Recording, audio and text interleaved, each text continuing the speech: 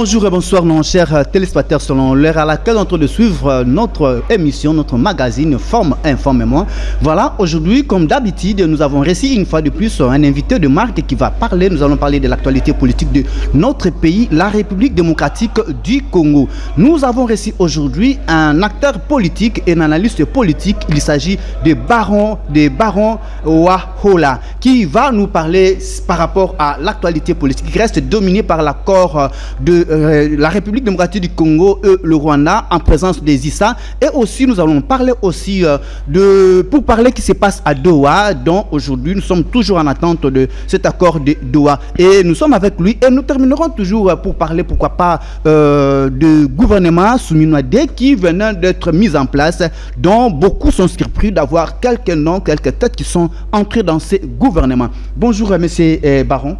Oui, bonjour monsieur Papi. Comment vous allez? Oui, je vais bien, en tout cas, je suis en forme sans problème. C'est après plusieurs mois, plusieurs années qu'on vous a reçu dans notre plateau, parce que la dernière fois nous étions avec vous au Stade Martyr et qu'aujourd'hui on se retrouve encore une fois de plus dans notre émission pour qu'enfin nous parlons de l'actualité politique.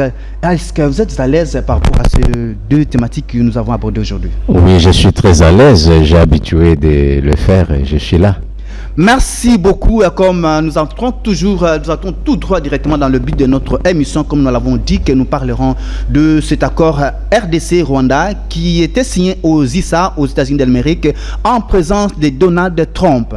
À la surprise de tout le monde, nous avons eu cet accord, mais vous, en tant qu'analyste politique, parce que beaucoup disent des choses, beaucoup en parlent jusqu'au jour d'aujourd'hui, que cet accord, c'est un accord qui a permis qu'on puisse vendre la République démocratique du Congo. Le président de la République, Félix-Antoine Tshisekedi, a vendu le pays. Êtes-vous d'accord de cela qui donne ce genre d'avis? Oui, mais c'est pas plus en tant que politologue que je suis.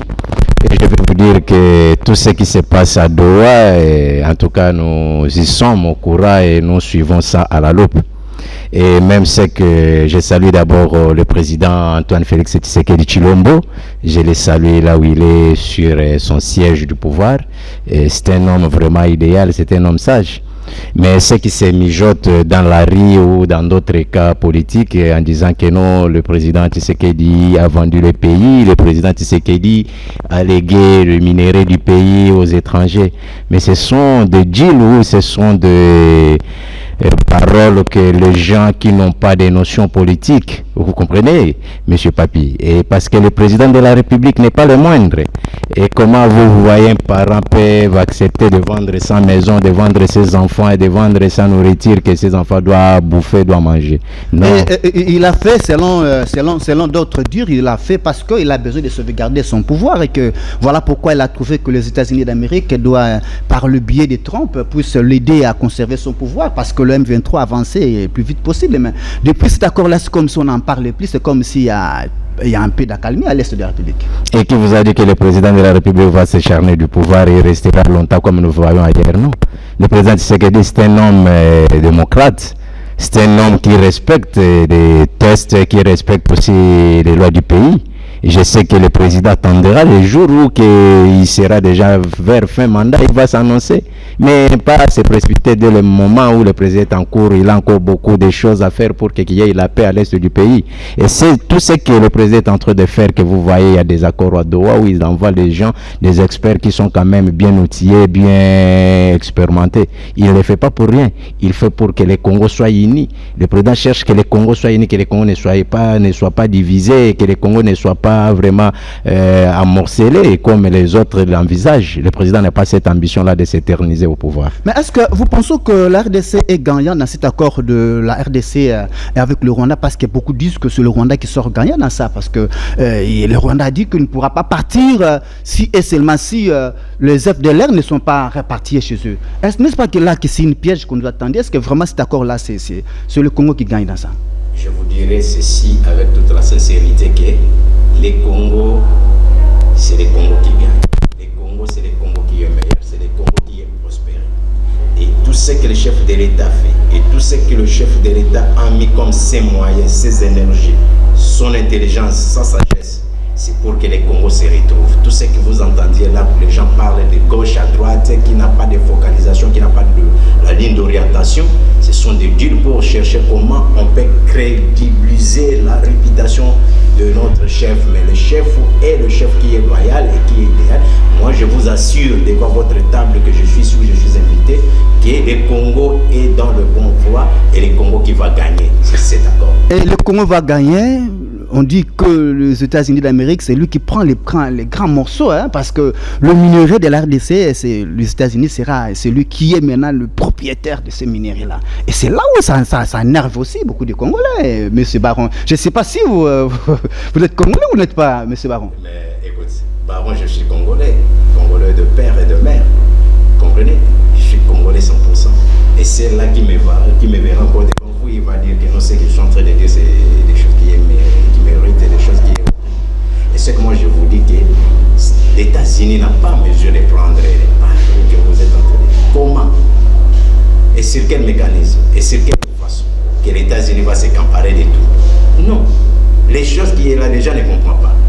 Nous, en politique, on a dit qu'il y a des accords. Si les États-Unis cherchent de venir exploiter nos minerais, les États-Unis vont passer par la porte. Il va voir où les institutions qui est bien établies. Et il y aura des négociations. Ok, vous allez investir tel côté, et nous allons aussi vous demander de nous faire tel côté. Et c'est comme ça. C'est pas que les États-Unis vont tomber directement comme dans le soupe, comme le man, et les États-Unis viennent et disent que non, moi je me compare de cette maison, je me compare de tout ce qui est là. Non, non, non, ça ne se fait pas. Merci beaucoup. Je précise que celui que nous avons reçu aujourd'hui, M. Baron Owahola, il est cadre d'un grand parti politique que nous appelons Union populaire africaine. Donc c'est un parti politique que géré par une grande dame qui est l'autorité morale de ces partis politiques, Marie Nyangwe, qui est l'autorité morale du président, la présidente nationale de ces partis politiques. Mais avant que nous puissions continuer, parce que dans cet accord, il s'était dit que avant d'aller à l'accord final, il faudrait passer par l'accord de Doha. Donc là où le M23 est en train de négocier avec la République démocratique du Congo. Monsieur Baron, hier vous avez dit que vous ne pouvez pas négocier avec le Pantin, vous ne pouvez pas négocier avec le rebelle de M23. Mais aujourd'hui, c'est comme si les États-Unis vous ont imposé des forces de négocier avec eux et que depuis lors, vous êtes sur la table de négociation avec le M23. N'est-ce pas ça, c'est une faiblesse? C'est une faiblesse ou une force? Non, nous ne sommes pas dans les faiblesses. Et on ne nous a pas aussi imposé. Vous voyez? Au contraire, c'est eux qui ont vu qu'ils sont dans le chèque. C'est vu que non, ils n'ont aucun endroit où ils peuvent aller. Parce que si vous vous souvenez très bien, il y a eu la secrétaire Bintou qui s'est déplacée de Kinshasa pour aller à l'est du pays pour le voir, pour que ces vagabonds-là, que moi je ne peux pas appeler parce que ce sont des rebelles qui ne respectent pas les conditions du pays, faire quitter le pays plus vite. Et même ils se sont demandé, mais ils ont posé la question à Madame Bintou en disant bon, nous irons. C'est comme ce sont des enfants qui baladent comme ça, des enfants de la rue qui n'ont pas de maison, qui n'ont pas de liens à cohabiter. Mais ce n'est pas la RDC qui est allée les demander. Maintenant, quand ils ont vu ces conditions-là, eux-mêmes, ils se sont dit bon, nous acceptons maintenant qu'on négocie quand même, qu'on nous donne quand même l'endroit où on peut y rester. Mais nous, on les a imposé ce qui est sur la table là d'exécuter. Dès qu'ils sont là, ils sont déjà au courant que non, bientôt là, il faut qu'ils laissent l'est du pays pour que le pays soit vraiment le pays qui sera. Mais ils vont laisser le pays, comme vous l'avez dit, pour aller où? Parce qu'il y a même des Congolais à l'intérieur, les Congolais sont là. Est-ce que les Congolais, parce qu'ils ont imposé aussi d'autres conditions et qui doivent être intégrés dans l'armée, mais vous les donnez aussi les conditions, on ne peut pas les intégrer, il faut, je ne sais pas, vous parlez de cas par cas. Est-ce que vraiment ça se passe comme ça? Chers camarades papi, je vous dirais ceci, ceux qui se sentent qu'ils sont des Congolais, ils n'ont qu'à retourner. Mais ceux qui ne se sont pas des Congolais, les gens qui ne se sentent pas, ils n'ont qu'à rentrer chez eux. Parce que ce n'est pas que c'est tous ces mondes-là qui sont là à l'Est et ce sont des Congolais, non. Il y a des Rwandais. Pourquoi vous allez le face? Il y a le Rwanda qui est derrière ça. Il y a le Rwandais, il faut que M. Kagame appelle ses frères de retourner chez lui. Qui cherchent du boulot à donner à ses frères-là qui sont en train de galérer du jour au jour. Mais ceux qui se sentent que ce sont des Congolais, ils n'ont qu'à se retourner. Et il y a la loi du pays qui l'attend. Il y a la justice qui est là. Ah, vous voulez encore parce qu'elles ne veulent pas que puisse aller dans ce volet de la justice. Non, parce qu'il y a ceux-là qui sont condamnés, on dit qu'il faut d'abord faire tomber ça. Lorsqu'un enfant commet de bavure devant son père et sa mère, l'enfant là fait quoi? Il mérite d'être quoi? D'être puni. Vous voulez comment qu'on laisse ça? Ils ont commis des massacres là à l'est du pays. Il y a des morts et des morts du jour au jour. Vous voulez que ça coule comme ça passe comme ça? Non. Nous aussi, il s'agit qu'on les pardonne, mais ils vont d'abord répondre à la justice du pays. Pourquoi il y a la justice du pays? Quel est le rôle de cette justice-là? Voilà, Monsieur Baron, merci beaucoup parce que vous avez répondu à ces questions, mais aussi il y a une autre préoccupation qui est en train de juguler dans le tort de Congolais. Le président honoraire, il est à Goma. Paf, vous lancez une procédure judiciaire sur lui. N'est-ce pas qu'il est libre d'aller partout là où il veut aller s'installer? Écoute, si M. Kabila, il s'est senti qu'il est libre d'aller partout où il peut aller, pourquoi il a choisi seulement l'est du pays? Quand il y a les Kassai, il y a les Congo central, il y a les... quoi je peux dire? Il y a le Katanga, hein? Il y a le Moujmaï qui est là. Pourquoi il n'a pas voulu aller directement à l'est du pays, là où il y a des rebelles, là où il y a Nanga, c'est-à-dire sans montrer celui qui était là? Moi, chez moi, il y a un adage qui dit ceci, que si vous voyez un petit poussin se remplir dans la marmite, c'est-à-dire au-dessus, là, il y a sa maman qui est là. Et Nanga n'était pas seul. Comprenez? Nanga n'était pas seul. C'est-à-dire c'est Kabila qui était au-dessus des marmites. Et Nanga, c'est pour ça qu'il faisait ça. Et Kabila s'est montré la face. Il s'est annoncé en disant que maintenant, ce n'est pas Nanga, c'est moi qui est là. Et je dois même m'afficher maintenant pour voir. Et au contraire, moi, je peux dire qu'au rang que Kabila avait, il n'allait pas aller s'humilier dans ces faubourgs-là des gens-là. Non, Kabila était quand même quelqu'un qui a été honoré. Et quelqu'un qui a été respecté dans ces pays qui a indiqué de l'histoire. Mais aujourd'hui, lui-même a fauché son histoire. Il s'est montré vraiment que non, tout ce qui s'est passé à l'est du pays, les choses de M23, c'était lui qui était derrière ça. Il nous trompait. Avec 18 ans qu'on a passé avec lui à la tête du pays. Mais M. Kabila ne devrait pas faire ça. Mais M. Kabila nous a mis dans la honte. Pour lui, maintenant, il a mal instruit son histoire. Il a mal expliqué son histoire, mais c'est que vous, je ne sais pas si vous, en tant qu'union sacrée de la nation, parce que je parle bien que vous êtes en train de faire vos propres analyses. Vous, en tant que politique, je ne sais pas. Vous avez des analyses qui est bon et des analyses qui est correctes, que tout le monde maîtrise. Je ne fais pas mes analyses à moi, mais je fais des analyses qui est vraiment concrètes et que tout le monde maîtrise ou que tout le monde connaît ce que Kabila fait. Quelqu'un qui est sénateur en vie. Vous pouvez me dire que quelqu'un, on vous a donné, on vous a attribué cet honneur-là de rester sénateur en vie. Et c'est-à-dire que vous êtes aussi consultant des nouveaux présidents qui viennent. Parce que vous êtes quand même président, ancien président et président en vie. Vous comprenez, mon cher papy? Et c'est comme ça. Maintenant, s'il y a peut-être un petit défi que les autres là qui vont commencer à lui suivre, ils n'ont qu'à courir chez lui.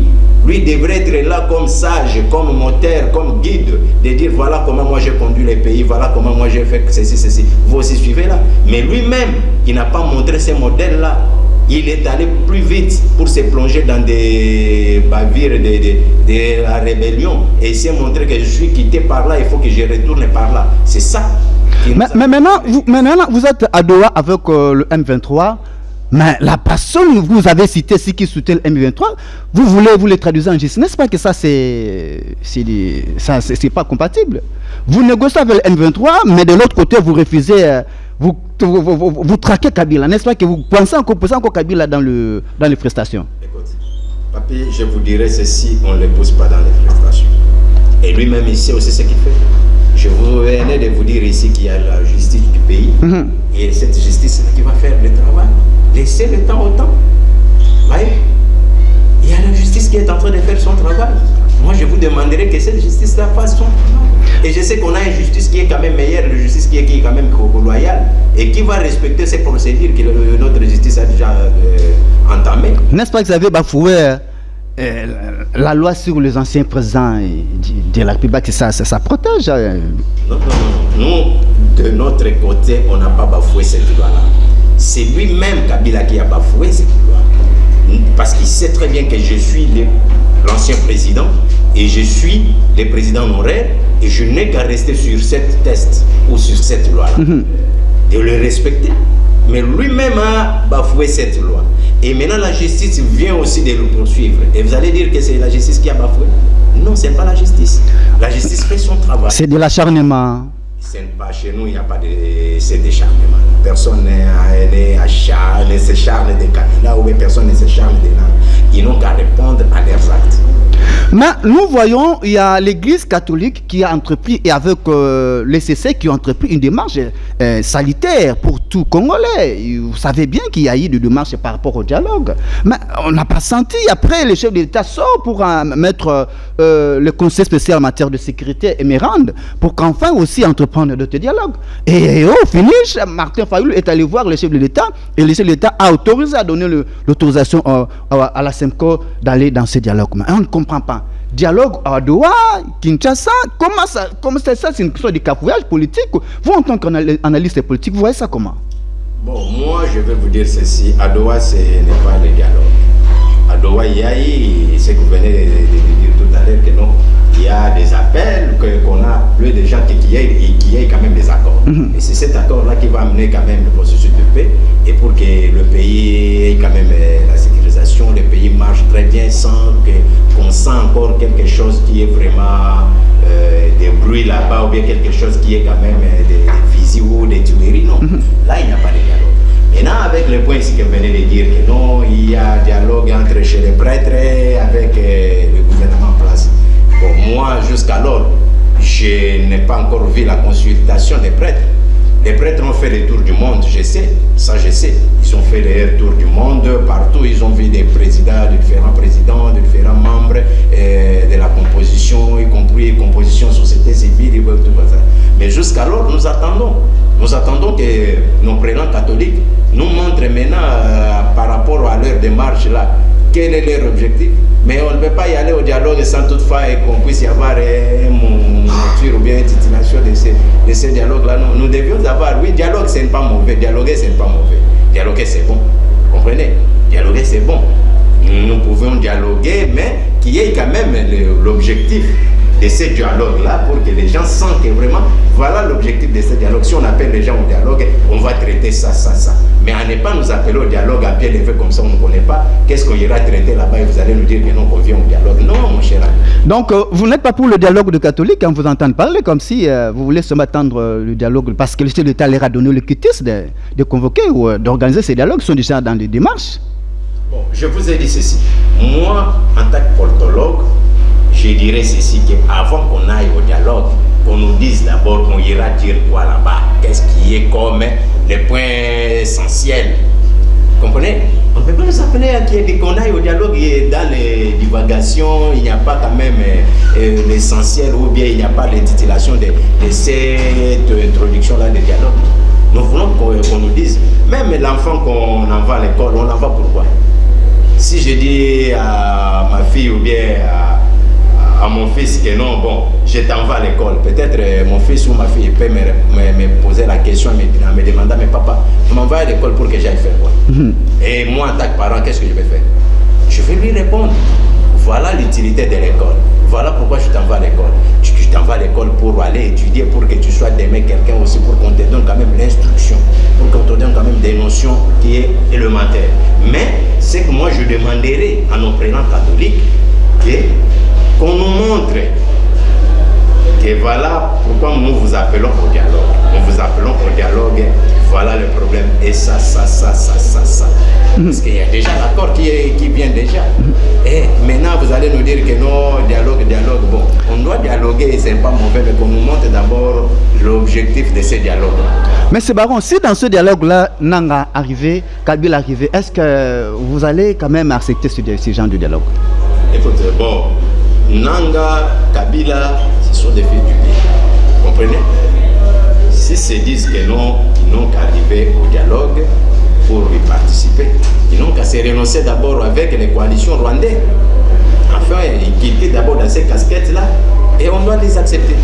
Mais s'ils sont avec les casquettes rwandais ou rwandophones, nous, on ne peut pas accepter. Ça deviendra comme c'est le Rwanda qui est derrière eux. Parce que c'est le Rwanda qui les sponsorise, c'est le Rwanda qui l'appuie. Comprenez? Leur sponsorisation, c'est le Rwanda. Tout ce qu'ils sont en train de faire, ça passe par le Rwanda. Et s'ils acceptent maintenant de venir comme des citoyens congolais, comme moi et vous, et ils n'ont qu'à se désavouer avec le Rwanda. C'est moi, je peux vous dire, là, on doit...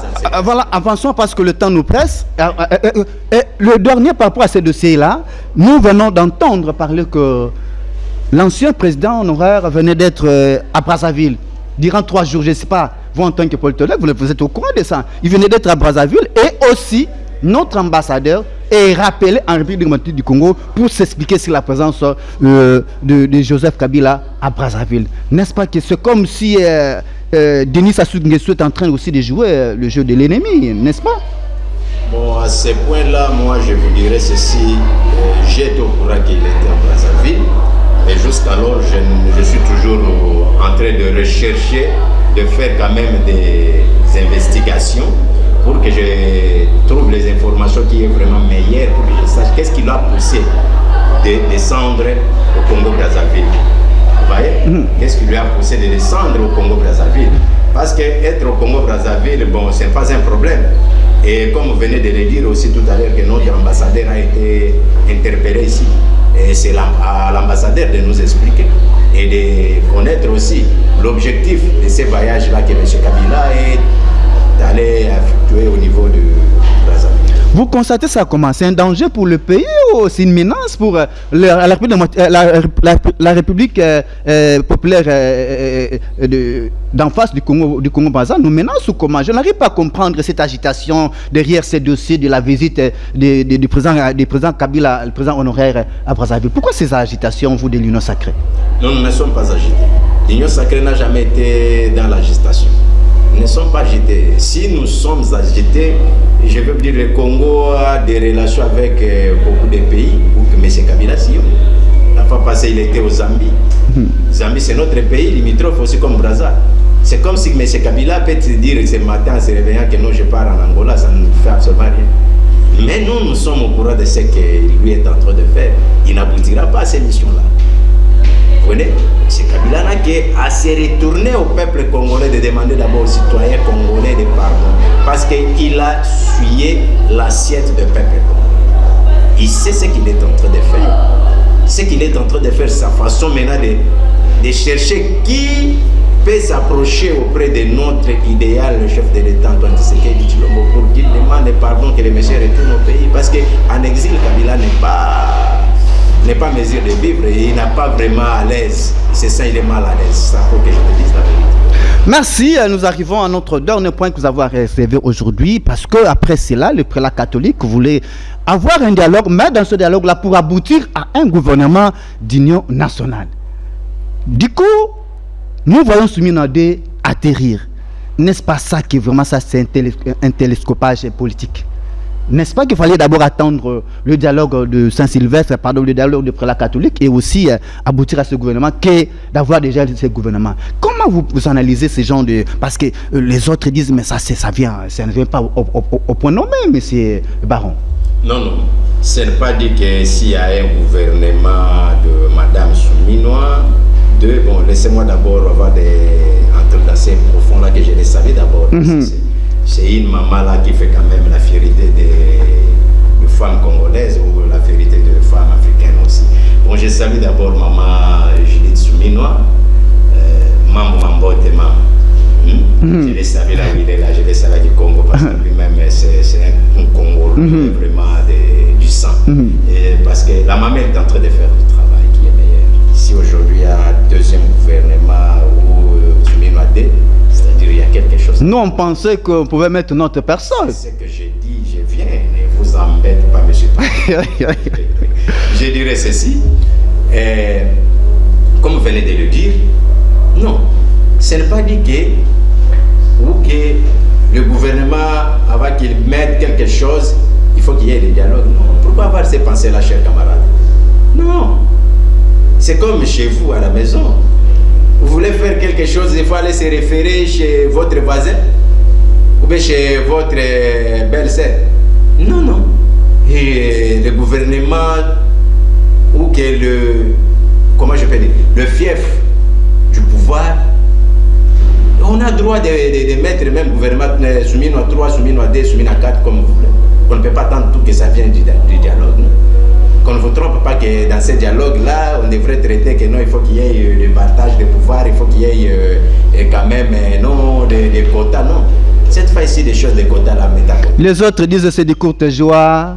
Non, ce n'est pas du courte joie. C'est pour ça que je vous dis, il ne faut pas suivre ce qui se passe dans la... Moi, dans ma nature, des bruits des bruits du stade, des bruits du marché, des bruits de la rue, je ne les suis pas. Parce que je ne suis pas de cette classe. Oui. Je suis un politologue bien formé et je ne suis pas dans cette classe. On m'a appris la politique par des éminents professeurs et qui connaissent la politique. Et je suis dans cette cursus et je les suis aussi. Avant que je te dise quelque chose ou que je te parle, j'ai déjà eu quand même des informations qui est de la source et ça c'est ce que je partage. Mais avec des informations de la rue, oh non, c'est un gouvernement de... Comment vous appelez ça? Qui va servir la population congolaise, qui va servir aussi aux besoins de sa population, qui ait quand même la vie meilleure que la sociale de ces populations-là puisse quand même être cette sociale-là que les gens attendent. Oui.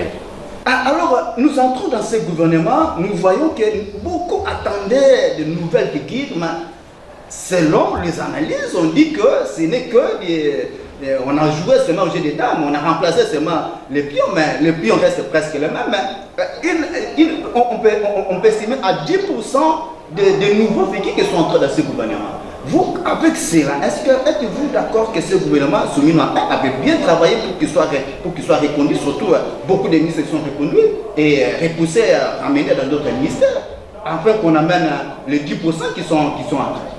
Je vous dirai ceci, M. Papi, sachez-le très bien, même dans le football que nous suivons, on dit toujours que la meilleure équipe...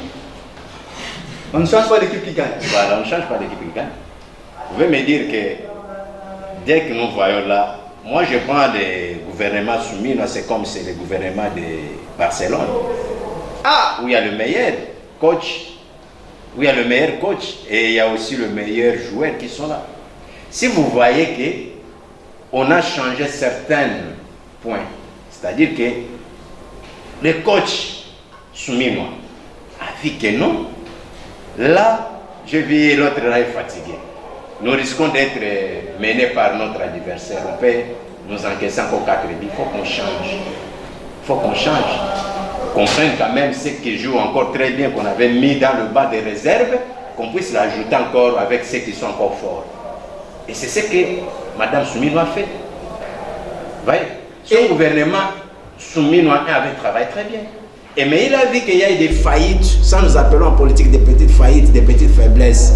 Mais il faut qu'on change quand même des petites faillites là, qu'on prenne encore de meilleures pièces, qu'on ajoute, que ces meilleures pièces là s'accompagnent encore avec d'autres pièces là, pour que les choses aillent très bien. C'est ce que Mme Souminois a fait. Moi je vous garantis qu'avec ce gouvernement que Mme Souminois vient de mettre en place, et attendez, donnez-moi même 3 ans, seulement 3 ans, vous allez dire que non. M. Baron m'a parlé sur mon émission, bien sûr, notre plateau.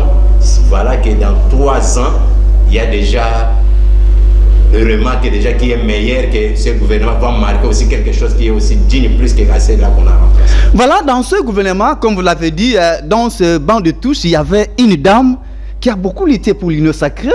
Si je donne son historique, ici peut-être beaucoup ne connaissent pas son historique, elle était parmi la première dame à militer pour la scission, je pourrais même appeler des FCC à l'époque. Et aujourd'hui, elle est nommée, je ne sais pas par quel bateau magique, elle est nommée ministre d'État d'environnement, chargé de l'environnement. Je ne sais pas pourquoi, plusieurs années après, on les remet sur le banc des touches. Ce sont des joueurs rares que vous avez appelés les Messi. Ce sont des joueurs, mais de meilleurs joueurs qu'on met toujours. Tu sais, le meilleur joueur... Je parle bien, il s'agit bien de... Sois calme. Tu comprends? Je sais là que tu me poses, j'arriverai là. C'est pour ça que j'ai dit que le meilleur joueur, à des fois, si on voit que c'est lui qui va marquer plus, on ne l'utilise pas avant. Si on l'utilise avant, peut-être il y a quelqu'un de mauvaises intentions qui peut nous mettre ces joueurs-là en blessure.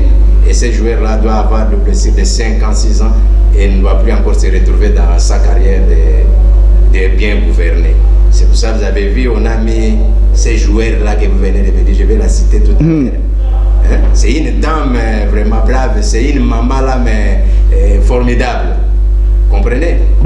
C'est pour ça que vous voyez maintenant aujourd'hui, on l'a placée pour qu'elle joue. C'est Madame Marie Nyangé. Ah oui, c'est lui qui s'agit. Marie Nyangé, dame, que tu voulais me parler. C'était elle, non? Exactement, mais en mettant cette dame-là en tant que ministre d'État, ministre en charge de l'environnement, c'est une lourde charge, hein? Écoute, ce n'est pas lourde charge. Vous savez que maman Marie Nyangé, je la salue d'abord parce que tu m'as fait passer vraiment plus vite. Je salue maman Marie Nyangé. Mama wabo pikiri, mama wabapendo, mama wa uzima, mama wa Mungu, mama salutation. Je sais qu'avec maman Marie Nyangé Ndambo, la professeure, vous savez, c'est quelqu'un qui porte beaucoup de charges. Je ne sais pas si vous la connaissez très bien. Ou si tu l'as... En tant que journaliste, ouais. Tu l'as déjà approché. Oui, je l'ai déjà approché. Tu l'as jamais approché. Je complète par... Si vous pouvez m'aider à ça. Oui. C'est moi qui avais couvert sa thèse de mémoire à l'INIKIN lorsqu'il avait défendu sa thèse de mémoire en tant que docteur à l'INIKIN. Ce n'est pas seulement qu'elle est docteur toujours à l'INIKIN, non. Même au Canada, elle a des doctorats. Elle a des doctorats, je te dis. Marie Nyangé, elle a des doctorats, son excellence. Aujourd'hui, elle a la doctorat sur l'environnement et la biodiversité, et qui est l'environnement que je maîtrise aussi moi. Ah, vous êtes des environnementalistes. L'environnement que je maîtrise moi aussi, en tant qu'expert en biodiversité forêt. Voilà.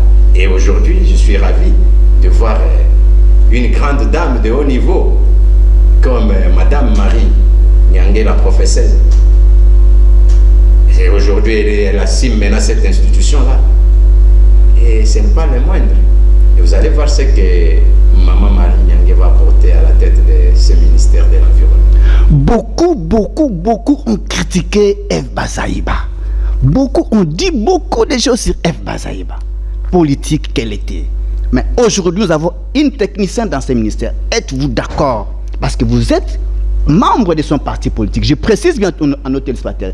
Vous êtes sûr que cette fois-ci, ce ministère va se relever et que les Congolais vont se retrouver avec, dans ce domaine-là environnemental? Parce que nous attendons beaucoup, parce que beaucoup de pays du monde attendent de la République démocratique du Congo dans ces domaines-là. Oui, je vous dirais ceci, que comme vous venez de dire qu'on a critiqué Madame Eve Bazaïba, que je salue en passant parce que c'est une dame que je travaille avec elle aussi.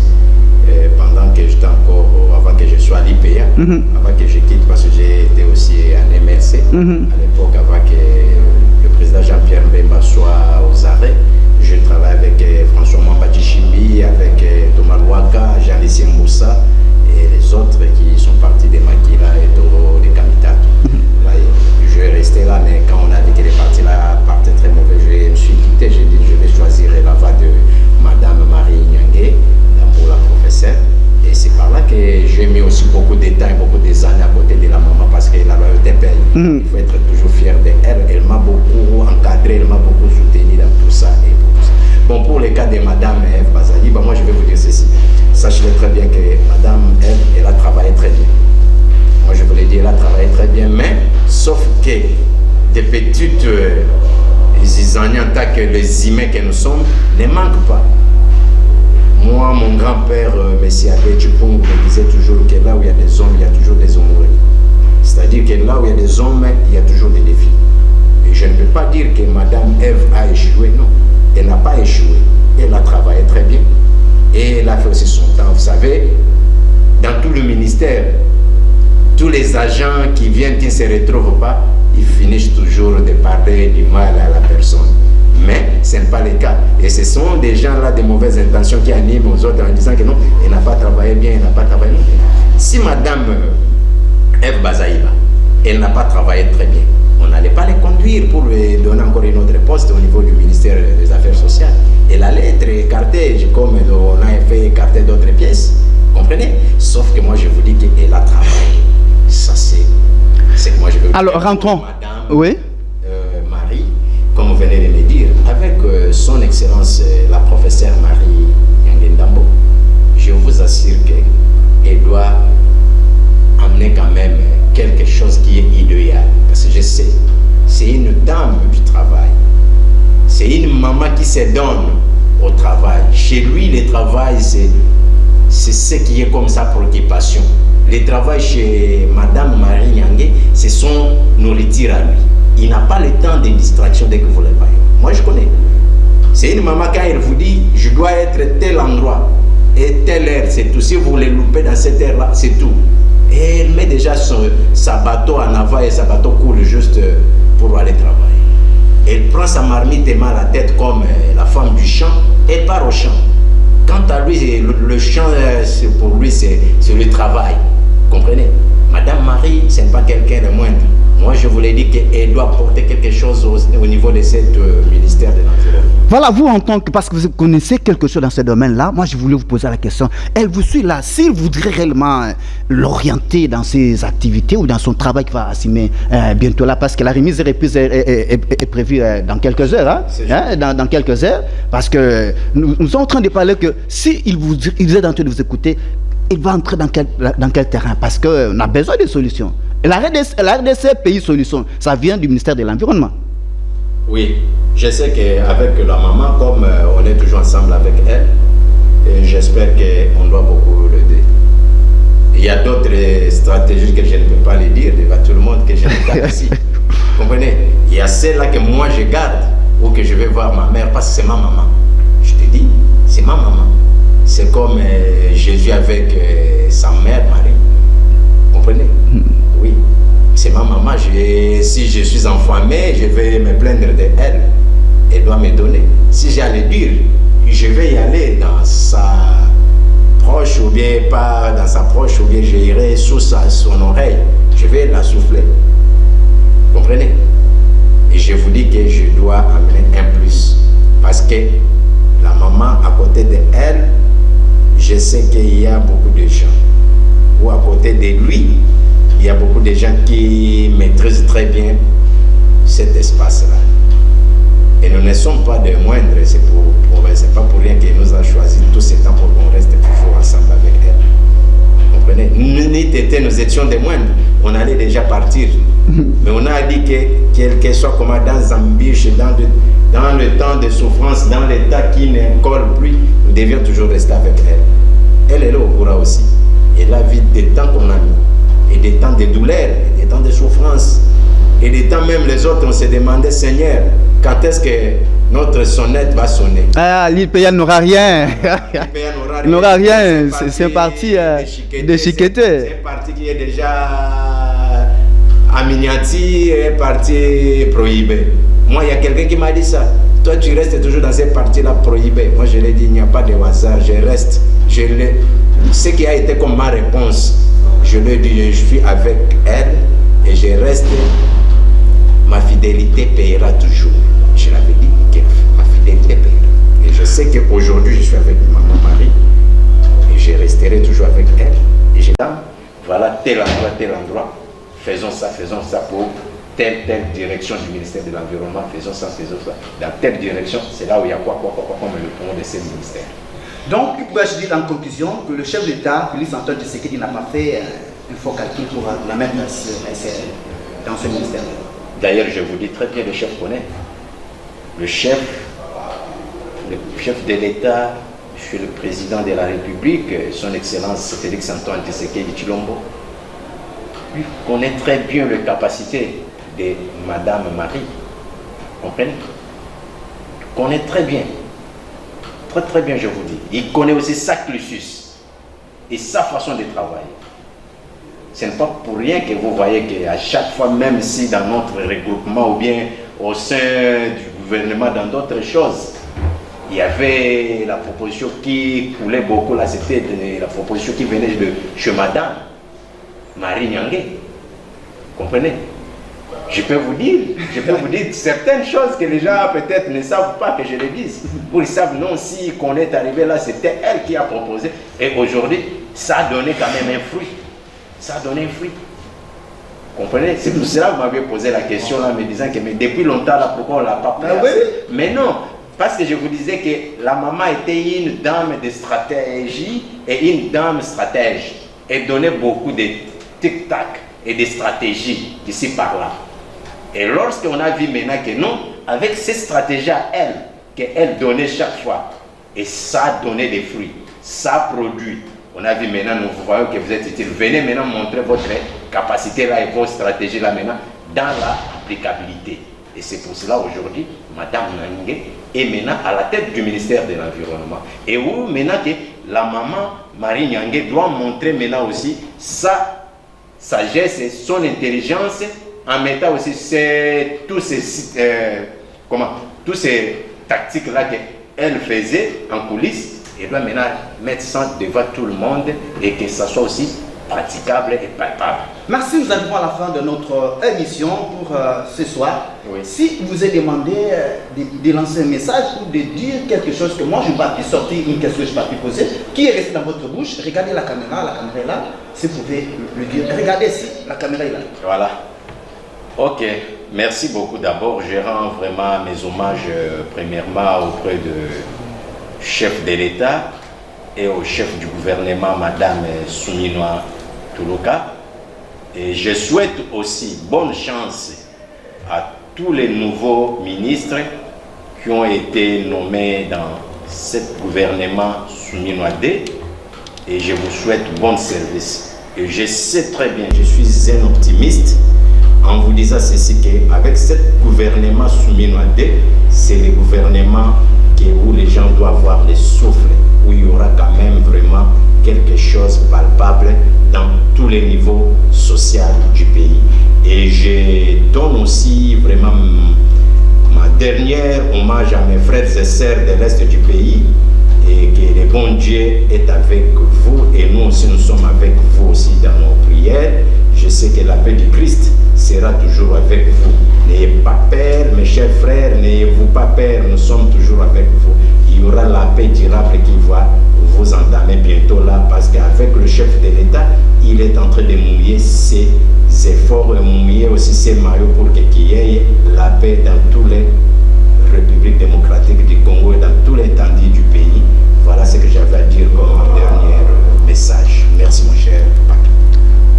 Merci, nous arrivons à la fin de cette émission, mais comme nous dirons toujours, que nous serons toujours, nos caméras, nos micros seront toujours derrière ou devant la dame, la pièce rare qu'on a pu citer ici, Madame Marie Nyangue, qui est la ministre d'État en charge de l'environnement, pour qu'enfin vous faire valoir aussi, pourquoi pas, toutes ces activités, parce que nous devons quand même, nous sommes là dans le magazine Femmes Informe-moi, nous sommes là pour donner l'information et la formation. Nous pouvons nous mettre debout.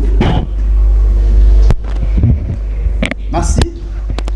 Ba Congolais bazo landa yo na mwa lingala tokomi na suka émission na biso soki esengeli na bité tolobana ki mongo tolobana ki tetela tolobana chiluba tolobana mononi oko sepla tolobana naloba 4 langues nationales nyonso 4 langues nationales nyonso oui soko lingana 4 langues nationales nyonso na olekisa message. Voilà, merci beaucoup. Moi lobani ko pesa bande ko parce que émission na biso comme na suka par rapport au gouvernement soumina au de ou bimia est-ce que tu pesa bango confiance to retirer confiance wana ya motu ya ezali boye ba Congolais nyomba nsobo landangai na pesi na botondi na mama Souminoa awe na bengi vrai coach ya Barça asali changement d'équipe na ye pona ko bakisa ba pièce ezangaki pour être équipe telema lokola ngwende emema Ligue des Champions, c'est-à-dire Ligue des Champions au peuple congolais zozela ezali vie sociale avec ce gouvernement que mama Souminoa sali na tondi matondo mingi na mama Marie Nyangue oyo akoti na kati ya etando oyo babengi etando ya environnement oyo ye akokamba etazali mama pe oyo aza mama bwanya mama oyo ayebaka pasi ya mutu na mutu ayeba kosolola oyo ayeba kovandisa makanisi na bwanya mwana nyonso na banzi bato bakoyamba ye na environnement bango moko bakotatola balobi ya solo toyambi mutu msusu na kopesa matondi na mokonzi ya mboka Antoine Félix Tshisekedi Tshilombo na makasi oyo nyonso aza kosala po ete kimia eyingela okati ya etando ya Kongo mobimba na tombeli bandeko na ngai nyonso ya este boye ya kimia elamu eza koya manso ekosila na banzi na zan kondimake bokozonga na biso elongo lokola tozaki kala. Merci. Merci tokomi na suka ya mission na biso na Tony Matoni mingi na bino nyonso tu oyo pesitan na bino ngonga na bino kolanda biso na ba chaîne partenaire oyo ya biso o bomsana kolanda biso Matoni mingi na ndeko Zara azalaki na caméra na Tony mingi na ndeko Jansi azalaki na caméra pe mais o akosunga biso pe na cadre ya musala oyo ya numérique opona bilili nyonso tu ezala esika moko na Tony mingi na ba nyonso tu o balandi biso ba cadre nyonso tu ba militant surtout il y a parti politique IPA Matoni.